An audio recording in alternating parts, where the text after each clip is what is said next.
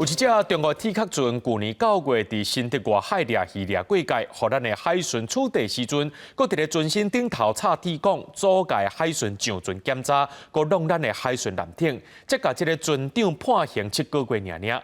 来讲到这中国快艇并船案件，陆委会表示，目前含中国头一轮的谈判结束，等待检方调查完成，公布事件的头尾，才有第2轮的协商。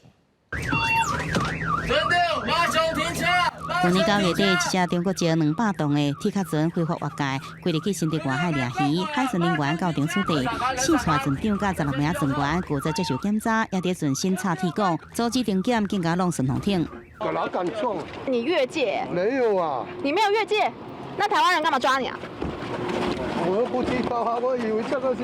海巡艇互弄派去，检方后来依法起诉4船船长。一审新德庭院认为伊犯后态度良好，而且船头家已经赔偿650万，所以讲判7个月有期徒刑，用1颗罚金21万。也来检方是不满轻判，指出这个4船船长犯行危害执法海巡生命安全，加上已经不是初犯，提出上诉，故意不回，专案由原上诉。在审酌本案的这个整体的犯罪情状。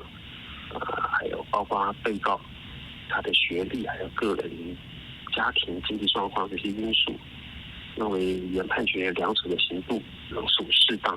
不过最近中国快艇伫金门海峡并船拦获执法引起注意，监察委员更加申请主动来调查，让海巡承受真大压力。最后平常时伫海上作业，外国海巡救护渔民号召全国20个区议会、渔业团体总共30人，采被告海巡署蓝队分署成员表达支持。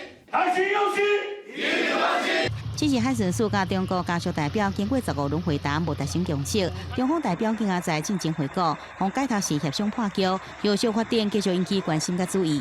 没有破裂的问题，而是说一个阶段，检察官把这个调查报告完成之后，主管机关应该会通知他们，看看后续要怎么处理。14号那一天，两岸透过管道就进入到双方要沟通。